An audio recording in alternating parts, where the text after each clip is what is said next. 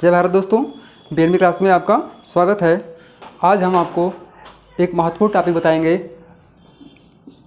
Blood जिसे रुधिर कहते हैं, इसी के बारे में हम आज चर्चा करेंगे। ब्लड को हिंदी में रुधिर कहते हैं। यह क्या है? यह एक तरल संयोजी ऊतक है ब्लड, और तरल संयोजी ऊतक है ये।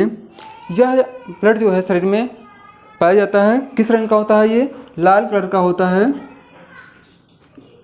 लाल रंग का होता है, क्योंकि इसमें हीमोग्लोबिन एक पिगमेंट पाया जाता है, इसी कारण इसका रंग लाल होता है। यह जो है हल्का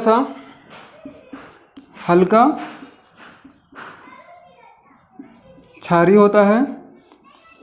अगर इसकी स्वाद की बात करें तो इसमें, अगर स्वाद की बात करें इसकी तो ये कुछ नमकीन लगता है। जैसे पानी पीते हैं हम लोग, पानी में अगर नमक मिला दें तो इस तरह हमारा जो ब्लड है स्वाद में कैसा होता है? ये नमकीन होता है, यह क्षारीय होता है। और एक स्वस्थ मनुष्य अगर कोई है तो उसमें 5 से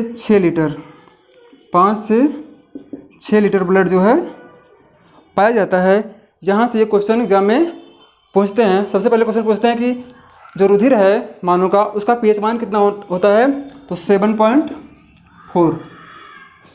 दूसरा क्वेश्चन यहाँ पूछते हैं कि यह जो है लाल रंग होता है, किसके कारण होता है? ये हीमोग्लोबिन के कारण होता है। दूसरा क्वेश्चन। तीसरा क्वेश्चन पूछता है, एक स्वस्थ मनुष्य है तो उसमें मानव के शरीर में ब्लड की मात्रा कितनी पाई जाएगी?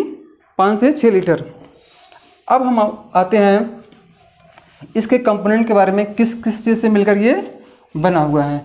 तो सबसे पहले जो कंपोनेंट इसका है, मेनली 2 कंपोनेंट इसके हैं। पहला है इसमें प्लाज्मा, दूसरा है ब्लड कार्पसेल्स। ब्लड कार्पसेल्स, ठीक। अगर हम बात करें प्लाज्मा की, तो प्लाज्मा जो है क्या है? यह भी एक लिक्विड तरल पदार्थ है। यह जो है हल्का पीले रंग का होता है और लगभग 65% ये पाया जाता है। 65% में ये, इनमें से 90 से 92% इसमें जल पाया जाता है, ठीक। और इस प्लाज्मा में जल के अतिरिक्त बहुत सारे इनऑर्गेनिक कंपाउंड पाए जाते हैं, और इसमें लिपिड, फैट, हार्मोन्स, गैसेज आदि उचित मात्रा में पाई जाती हैं। लेकिन यहाँ क्वेश्चन जो एग्जाम पूछता है प्लाज्मा से, तो पूछता है कि मानव के रुधिर में कितना प्लाज्मा पाया जाता है? 65%। इस 65% में टोटल रुधिर का 90 से 92% भाग क्या होता है? जल होता है, ठीक। इसका दूसरा पार्ट है ब्लड कार्पसेल्स, या इसी को बोलते हैं रुधिराणु बोलते हैं। रुधिराणु बोलते हैं। और इस प्लाज्मा में जो है और AGPF ये 4 प्रकार की प्रोटीन पाई जाती हैं। एल्ब्यूमिन,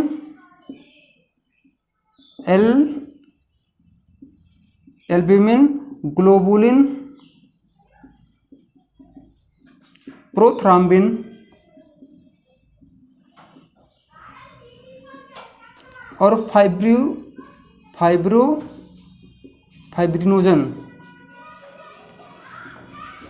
ये 4 प्रकार की एल्ब्यूमिन, ग्लोबुलिन, प्रोथ्राम्बिन और फाइब्रिनोजन प्रोटीन पाई जाती हैं।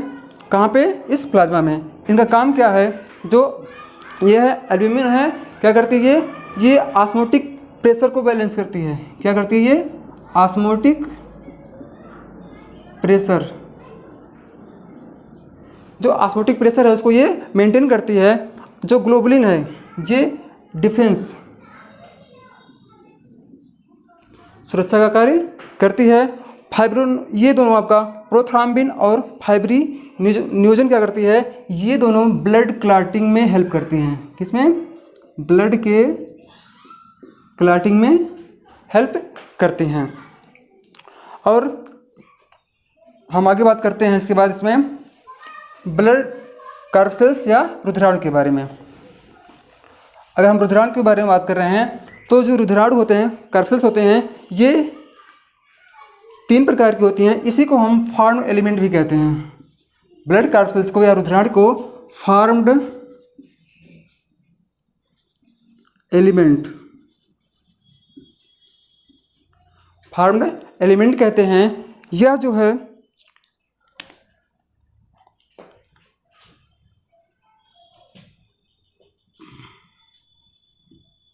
लगभग 45% पाया जाता है। और इसमें ब्लड कार्पसेल्स या फॉर्मल एलिमेंट में आरबीसी, डब्ल्यूबीसी और ब्लड प्लेटलेट्स, ब्लड प्लेटलेट्स 3 इसके मुख्य भाग हैं।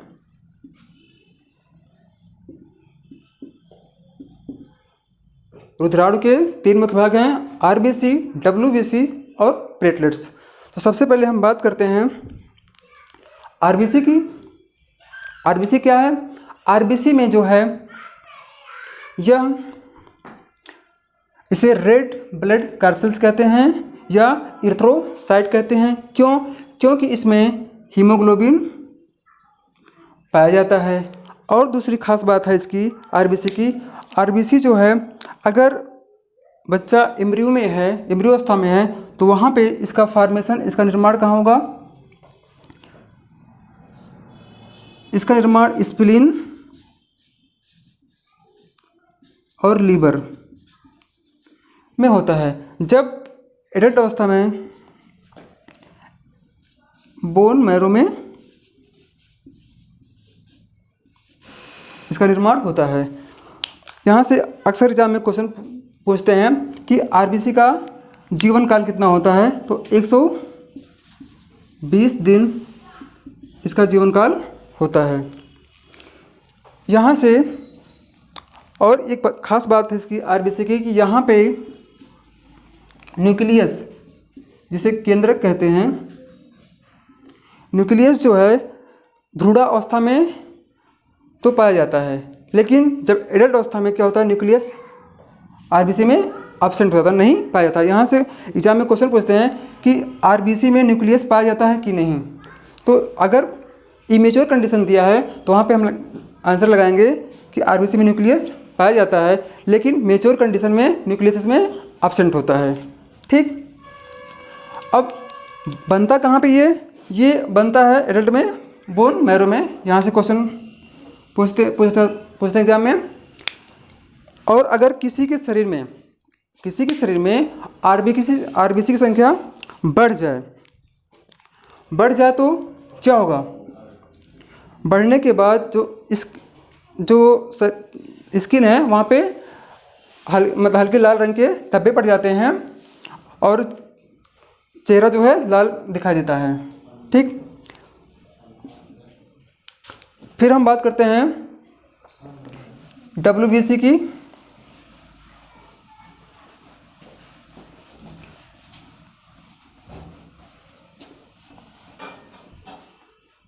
हम बात कर रहे हैं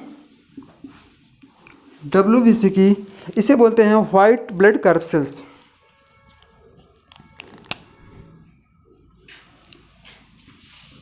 व्हाइट ब्लड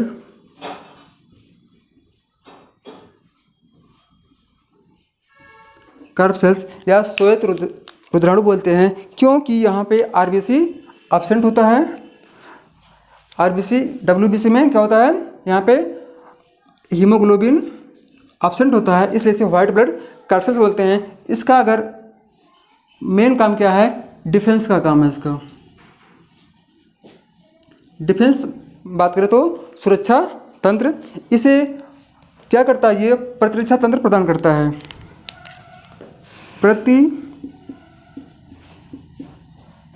रक्षा तंत्र प्रदान करना, इसे जो है वीर सिपाही भी कहते हैं।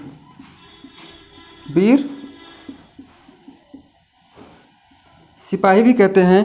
क्यों वीर सिपाही कहते हैं? क्योंकि जिस तरह जो हमारी सेना है बॉर्डर पे हमारे देश की सुरक्षा करती है, और सुरक्षा करते करते कभी कोई आतंकी हमला होता है तो वो शहीद हो जाते हैं, तो ये जो WBC हमारे शरीर में पाई जा रही है, क्या करती है? ये वीर सिपाही की तरह जो है हमारे शरीर की हानिकारक रोगाणुओं से रक्षा करती है। अब जो इसकी संख्या जो है शरीर में लगभग 6000 से 8000 6000 से 8000 mm³ होती है। एक क्वेश्चन यहाँ पीछे छूट गया है, RBC में पूछे तो अगर RBC की बात करें, RBC तो यहाँ पे जो है इसमें हीमोग्लोबिन जो है 12 से 16 ग्राम पर 100 ml ब्लड पाई जाती है। यहाँ भी क्वेश्चन इम्पॉर्टेंट है। ठीक, RBC के फॉर्मेशन जो बनता है, RBC की फॉर्मेशन उसे कहते हैं होमोपोएसिस।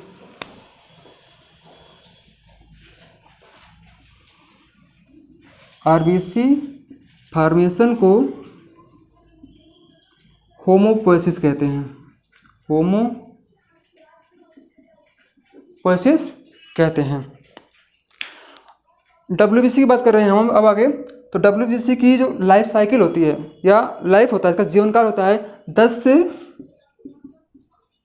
13 दिन तक ये जीवित रहता है, फिर नष्ट हो जाता है और दोबारा बनता रहता है। ये WBC में 2 प्रकार की सेल पाई जाती हैं, जिसका नाम है ग्रेनुलोसाइट और एग्रेनुलोसाइट। अगर हम बात कर रहे हैं WBC या व्हाइट ब्लड कॉर्पसेल्स, इसमें 2, पहला है ग्रेनुलोसाइट,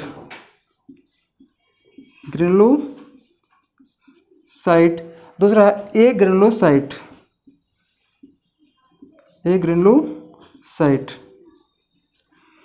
ग्रेनुलोसाइट का मतलब है कि यहाँ पे केंद्रक न्यूक्लियस यहाँ पे प्रेजेंट होगा। अगर न्यूक्लियस प्रेजेंट है तो उसे बोलते हैं ग्रेनुलोसाइट, अगर न्यूक्लियस एब्सेंट है तो उसे बोलते हैं एग्रेनुलोसाइट। ठीक, अब हम बात करते हैं ग्रेनुलोसाइट की पहले। तो ग्रेनुलोसाइट जो है यह इसमें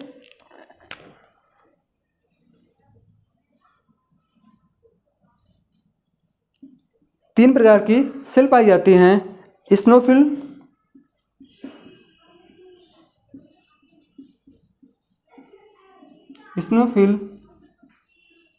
बेसोफिल और न्यूट्रोफिल।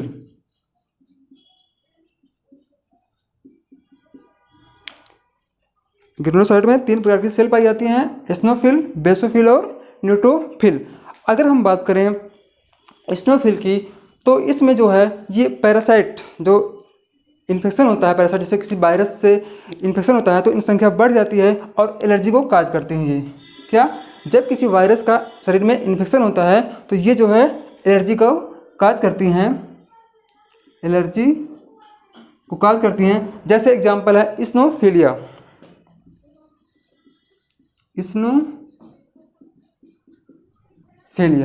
दूसरा है बेसोफिल।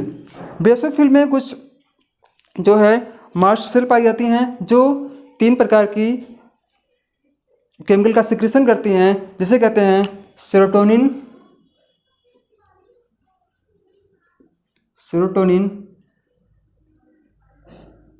Heparin and histamine. एक और सेल होती है, केमिकल होता है हिस्टामाइन। ये तीनों कहाँ से निकलती हैं? बेसोफिल जो है इसी बेसोफिल से ये तीनों का सिक्रीशन होता है। काम क्या है सेरोटोनिन, हिस्टामाइन और हिपैरिन का। तो सबसे पहले हम बात करते हैं सेरोटोनिन का। ये जो सेरोटोनिन है, ये जो हमारे शरीर में ब्लड वेसल्स पाई जाती हैं, उनको क्या करती हैं, ये सिकोड़ती हैं। आपको आगे हम बताएंगे ब्लड की सर्कुलेशन में क्या करती हैं। जब हार्ट पंप करता है ब्लड को, जो वेसल्स ले जाती हैं धमनी और शिराएँ, तो उनको क्या करती हैं, ये सिकोड़ती हैं, कॉन्टैक्ट करवाती हैं, कॉन्टैक्ट करवाती हैं। हिस्टामाइन जो है, हिस्टामाइन से भी इमरजेंसी आवश्यकता अनुसार यहाँ से भी कुछ केमिकल का सिक्रीशन होता रहता है। फिर आपकी हम बात करेंगे हिपैरिन की। हिपैरिन जो है एक तरह का एंटीकोगुलेंट पिगमेंट है। हिपैरिन क्या है, एक तरह का एंटीकोगुलेंट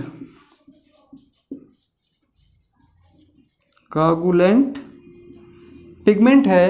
क्या करता है, ये हमारे शरीर में जो ब्लड है, रुधिर है, उसको जमने से रोकता है। यह क्वेश्चन एग्जाम में बहुत पूछा जाता है कि हिपैरिन का मुख्य काम क्या है। तो हिपैरिन क्या है, हमारे शरीर में ब्लड को जमने से रोकता है, ब्लड क्लॉटिंग को रोकता है। ठीक। जो न्यूट्रोफिल है, न्यूट्रोफिल जो है ये आपका, ये भी क्या करता है, ये डिफेंस का काम करता है। ये भी डिफेंस का काम करता है, रुधिर के साथ पूरे शरीर में भ्रमण करता रहता है और जो हानिकारक जीवाणु हैं उनको खा के ये नष्ट करके हमारे शरीर की सुरक्षा करता है। और इस न्यूट्रोफिल को BSF भी कह सकते हैं हम, बॉर्डर सिक्योरिटी फोर्स भी कह सकते हैं। क्यों? क्योंकि यह जो है रुधिर के साथ चलते हुए हमारे शरीर में हानिकारक जीवाणु से हमारे शरीर की इम्यून सिस्टम की रक्षा करता है। फिर हम बात करते हैं आगे ग्रेनुलोसाइड की।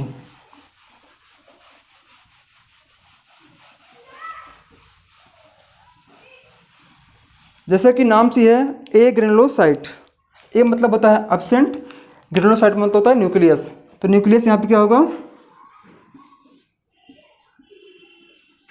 न्यूक्लियस यहाँ पे एब्सेंट होगा। कहाँ पे, ए ग्रेनुलोसाइट में न्यूक्लियस एब्सेंट होगा और ये कणिका रहित होगी। यह जो है लार्जेस्ट लगभग 68% होती है, लगभग 68% ये पाई जाती है।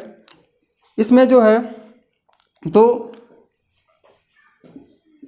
लिम्फोसाइट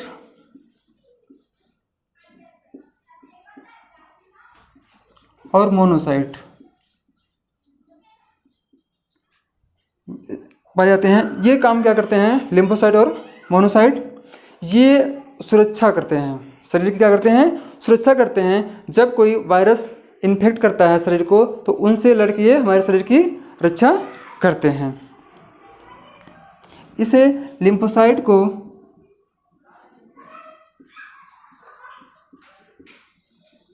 गश्ती सेना भी कहते हैं, क्योंकि ये जो लिम्फोसाइट जो है और मोनोसाइट, ये दोनों क्या करती हैं, रुधिर में मूव करती रहती हैं और जो हानिकारक जीवाणु हैं उनको माइक्रोफेज में अपने रूप को चेंज करके उनको नष्ट करके हमारे शरीर की सुरक्षा करती हैं। यहाँ से फिर क्वेश्चन पूछता है, और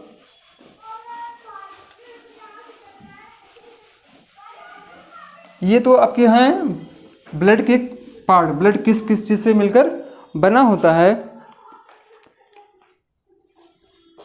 तो इसमें कुछ जो है WBC में कुछ एंटीजन एंटीबॉडी पाई जाती हैं। अब हम बात करते हैं आगे इसमें जो जहाँ से एग्जाम में क्वेश्चन पूछा जाता है हमेशा, ब्लड के समूह, ब्लड ग्रुप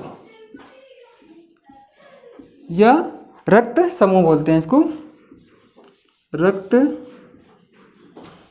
समूह। रक्त समूह में मुख्यतः जो है एक वैज्ञानिक हैं कार्ल लैंडस्टीनर। कार्ल लैंडस्टीनर ने सबसे पहले जो है ब्लड ग्रुप की खोज किया और बताया किसके बारे में, ए बी ओ, इन 3 ब्लड ग्रुप के बारे में बताया कार्ल एंड स्टीनर ने। यहाँ से एग्जाम में क्वेश्चन पूछता है। दूसरा, एक ब्लड ग्रुप है आपका ए बी, इसकी खोज किया था डी कैस्टेलो ने। डी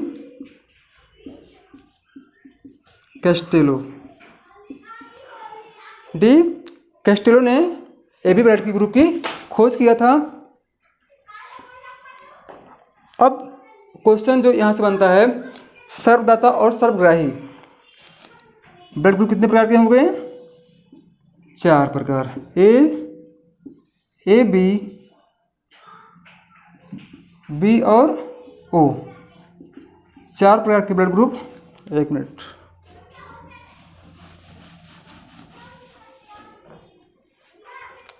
ब्लड ग्रुप हमारे कितने हैं? 4 प्रकार के। कौन कौन? ए बी और ओ। अगर एग्जाम में क्वेश्चन पूछा कि रक्त समूह कितने प्रकार के होते हैं, तो हमें बताना है 4 प्रकार के रक्त समूह पाए जाते हैं।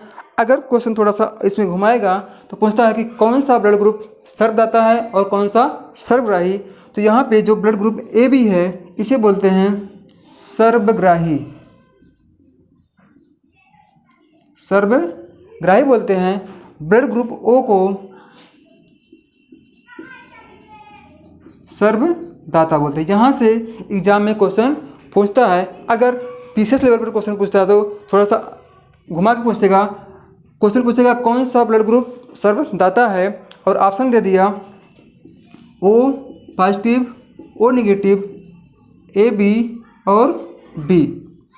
अगर ये क्वेश्चन पूछा कि इनमें से कौन सा ब्लड ग्रुप जो है सर्वदाता है, सॉरी यहाँ पे ओ माइनस है। अब दे दिया, अभी तक हमने आपको बताया कि ब्लड ग्रुप जो ओ है वो क्या है? सर्वदाता है। लेकिन क्वेश्चन थोड़ा डी पे पूछेगा तो वहाँ पे आंसर क्या होगा? O minus. और ओ नेगेटिव दिया है तो ओ नेगेटिव माइनस वाले जो हैं ब्लड ग्रुप सबको डोनेट कर सकते हैं। फिर आपका ये सर्वग्राही कौन सा है? ए बी ब्लड ग्रुप को सर्वग्राही कहते हैं। इससे जो है कोई भी ब्लड ग्रुप, किसी भी ब्लड ग्रुप अपने आप को अपने में ले सकता है। जैसे इसको ब्लड ग्रुप ए बी को ए बी दे सकता है, बी का भी ले सकता है और ओ का। इन चारों का ये क्या होगा?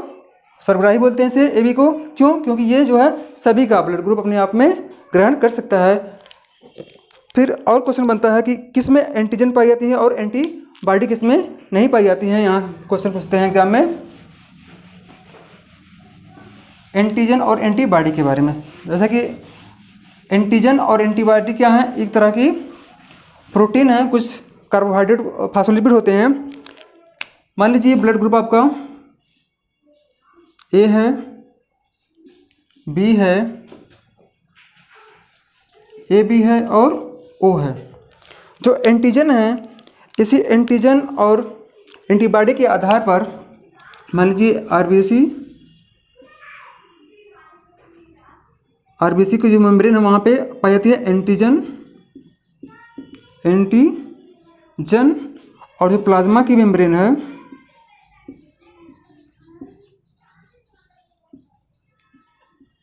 यहाँ पे एंटीबॉडी पाई जाती है।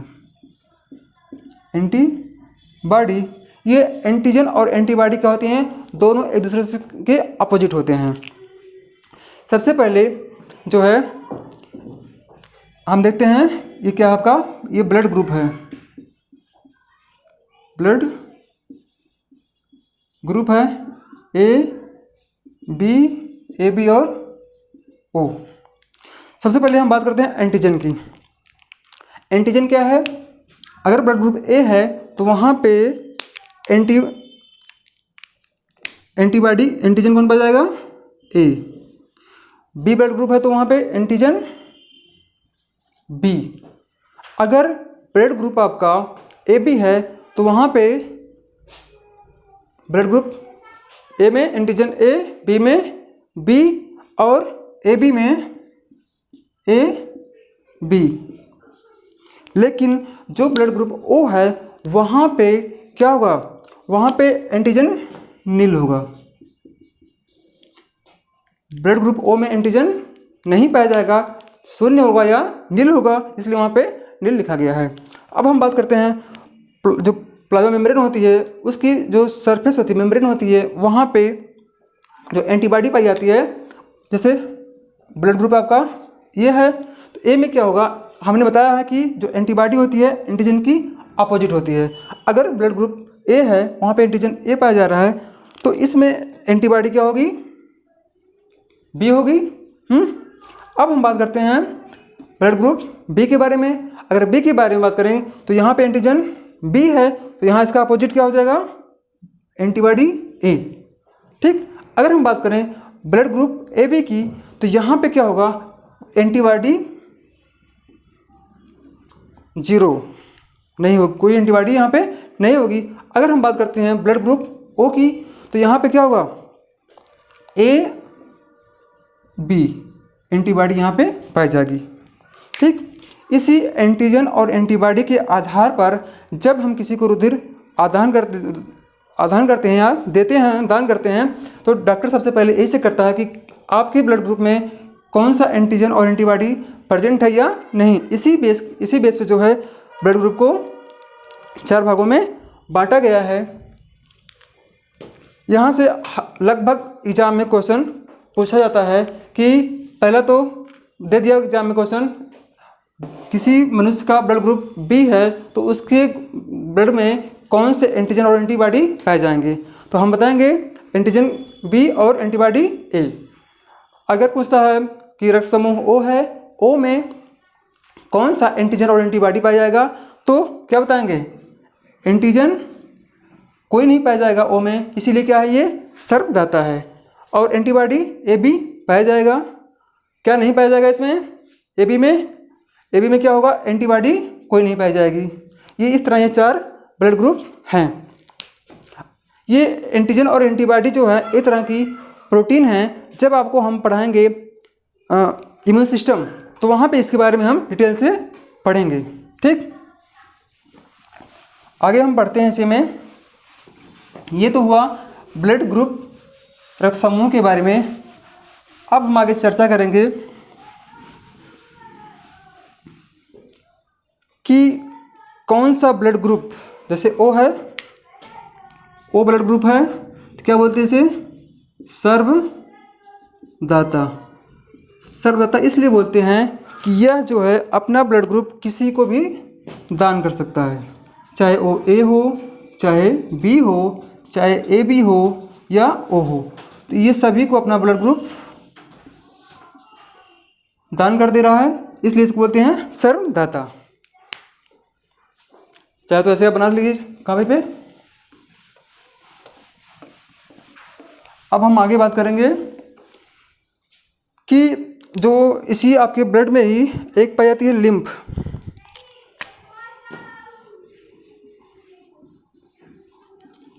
लिम्फ आपके ब्लड का एक पार्ट है, यह भी क्या है, तरल पदार्थ है, लेकिन आपके ब्लड से थोड़ा सा ये भिन्न है। क्यों, क्योंकि यहाँ पे अगर इसकी कलर की बात करें तो ये श्वेत कलर का, सफ़ेद रंग का ये होता है।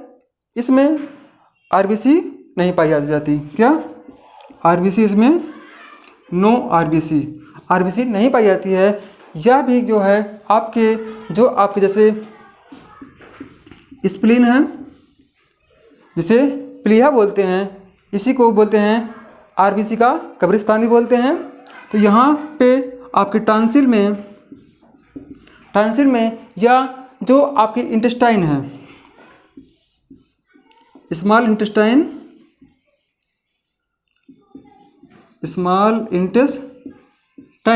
छोटी आंत, आपको जब डाइजेशन पढ़ाएंगे तो वहाँ इसके बारे में बताएंगे। तो यहीं पे एक पाई जाती है पेयर पैचेज।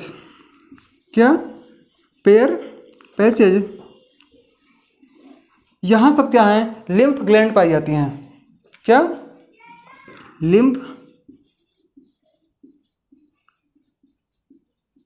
ग्लैंड पाई जाती हैं। ठीक,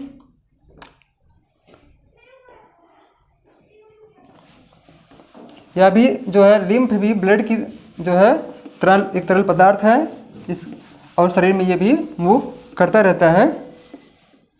अब हम बात करते हैं कि कोई पेरेंट्स हैं, ठीक, उनके ब्लड ग्रुप है कोई, तो उनके बच्चों में कौन से ब्लड ग्रुप होने की संभावना अधिक रहती है। तो सबसे पहले हम बात करते हैं, मान लीजिए ये यहाँ पे हो जाता है parents blood group, parents blood group, और यहाँ पे इनके जो संतान पैदा होगी उनमें कौन से पॉसिबल होंगे, पॉसिबल, इम्पॉसिबल। कहने का मतलब है कि ये पेरेंट्स का ब्लड ग्रुप है, यहाँ पे उनके बच्चों में कौन सा ब्लड ग्रुप होने की संभावना ज़्यादा रहेगी या किस ब्लड ग्रुप की होने की संभावना कम रहेगी, यहाँ पे हम देखते हैं। तो सबसे पहले हम देखेंगे यहाँ पे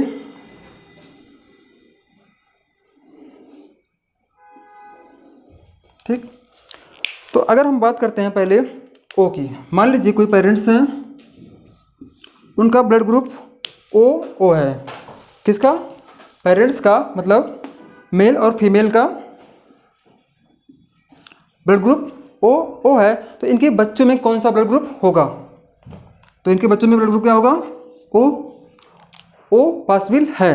जब ओ पॉसिबल है तो क्या नहीं पॉसिबल होगा, अभी हमने आपको बताया कि ब्लड ग्रुप 4 प्रकार के होते हैं, ओ यहाँ पे पॉसिबल है, तो नहीं पॉसिबल होगा तो क्या बी होगा, ए बी और बी, ये 3 ब्लड ग्रुप जो है पॉसिबल नहीं होंगे।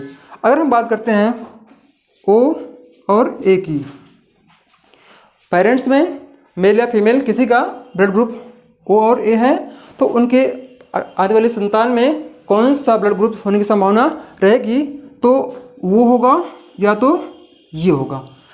जो बच्चे पैदा होंगे लड़का या लड़की, तो उनमें ब्लड ग्रुप या तो ओ होगा या तो ये होगा, ठीक। तो क्या इम्पॉसिबल है, तो बी और ए बी जो है इम्पॉसिबल, मतलब होने की संभावना कम है। हम बात करते हैं अगर किसी पेरेंट्स का ब्लड ग्रुप ए और ए दोनों है, तो इनकी जो संतान होगी उनमें कौन सा ब्लड ग्रुप होगा, तो ओ होगा और ये होगा, ओ और ये, तो यहाँ भी यही कंडीशन होगी, तो बी और ए बी इसमें होने की संभावना कम रहेगी।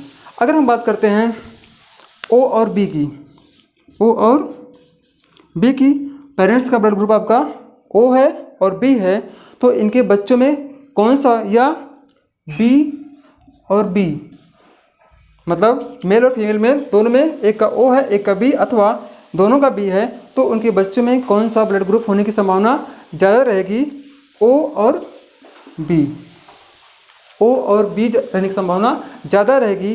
तो क्या इम्पॉसिबल रहेगा इसमें, बी और ए बी, ठीक।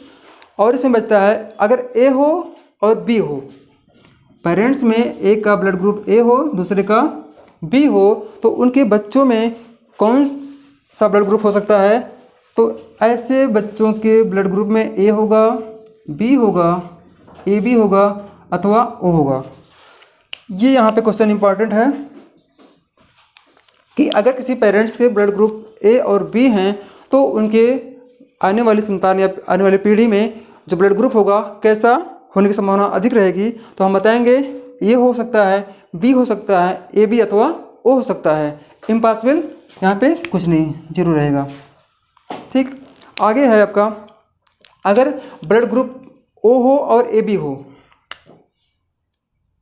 ओ और ए बी हो, ओ और ए बी हो, तो आने वाले पीढ़ी में कौन सा ब्लड ग्रुप होगा, ओ ए बी अथवा ए और ए बी,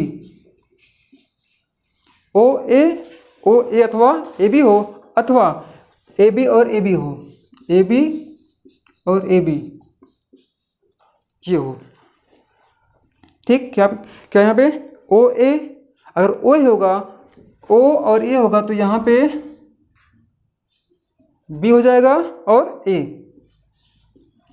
पॉसिबिलिटी क्या रहेगी संतान में, बी होगा अथवा ए, तो क्या नहीं होगा, ए बी और ओ होने की संभावना कम है। फिर आता है अगर किसी पेरेंट्स में ब्लड ग्रुप ए हो और ए बी हो, तो उनके बच्चों में, या ए बी हो और ए बी दोनों में हो, तो उनके बच्चों में, या बी हो, बी और ए बी हो, तो उनके बच्चों में कौन सा ब्लड ग्रुप हो सकता है, इन सब का ए होगा, ए बी ए बी, कौन सा होगा, ये क्वेश्चन इंपॉर्टेंट यहाँ पे है, ये तीनों। अगर किसी पेरेंट्स में ब्लड ग्रुप ए बी हो या ए बी दोनों में हो, पेरेंट्स का मेल और फीमेल का, या बी और ए बी हो, तो उनकी संतान में कौन सा ब्लड ग्रुप हो सकता है, ए होगा, बी होगा अथवा ए बी। तो क्या संभावना होने की कम है, ओ ब्लड ग्रुप होने की संभावना बहुत ही कम है। ठीक, एक बार फिर से रिवाइज करवा देते हैं आपको। ये आपका है पेरेंट्स मेल और फीमेल। ठीक है, अगर किसी पेरेंट्स का ब्लड ग्रुप ओ हो, मान लीजिए ये मेल और फीमेल हैं, तो इनके बच्चे में कौन सा ब्लड ग्रुप होने की संभावना अधिक है, ओ होगी। एग्जाम में क्वेश्चन पूछ सकता है कि एक पेरेंट्स हैं, एक बच्चे के माँ बाप हैं, तो उनके जो बच्चे अगले पैदा होंगे तो उनमें कौन सा ब्लड ग्रुप होने की संभावना है और कौन सी नहीं। तो हम बात करेंगे ओ दोनों हैं तो ओ होने की संभावना ज़्यादा है। संभावना किसकी कम होने की, बी ए बी और बी की। अगर कोई पेरेंट्स का ब्लड ग्रुप ओ है, ए है, तो वहाँ पे ज़्यादा संभावना है जो संतान होगी उनमें, चाहे लड़का हो चाहे लड़की हो, जो ब्लड ग्रुप होगा ओ होगा अथवा ए होगा। ठीक, जब ओ ए होगा तो दो बच रहे हैं, बी और ए बी, ये होने की संभावना कम है। अगर दोनों में ए हैं तो वो ये हो सकता है, बी और ए बी नहीं हो सकता है। ठीक, अब इस तरह जो है ओ बी या बी बी हैं, तो इसमें ओ बी और ओ बी तो हो सकते हैं, बी और ए बी नहीं हो सकते हैं। ठीक, इस तरह जो है ये चार्ट है, इसको आप लिख लीजिए। यहाँ से एग्जाम में क्वेश्चन अगर घुमाएगा, डीप में क्वेश्चन पूछेगा, पीसीएस में या और किसी एग्जाम में, तो यहीं से क्वेश्चन घुमा के दे देगा। अब तक आप जो क्वेश्चन पढ़ रहे थे कि आरबीसी क्या होता है, इसकी लाइफ कितनी होती है, डब्ल्यूबीसी क्या काम है, पीएच ब्लड का पीएच मान कितना होता है, या एक स्वस्थ मनुष्य में कितना ब्लड पाया जाता है, ये रही। लेकिन जब क्वेश्चन और डीप पूछेगा तो ऐसे क्वेश्चन बना के यहाँ पे 10-12 कई क्वेश्चन यहाँ से बन सकते हैं। ठीक, तो आगे हम बात करते हैं, ये हो गया आपका ब्लड, उसके भाग और प्रकार, सर्वदाता कौन है, सर्वग्राही कौन है। अगली क्लास में हम बात करेंगे आपसे एक महत्वपूर्ण, इसी ब्लड से ही संबंधित है, आपके हार्ट या हृदय के बारे में। ठीक, तब तक के लिए जय भारत। अगर कोई इसमें आपको समस्या हो ब्लड पढ़ने में तो आप कमेंट कर सकते हैं और हम उसका आंसर आपको बताएंगे। और हमारे चैनल को BNB क्लास को लाइक करिए, सब्सक्राइब कीजिए। जय भारत।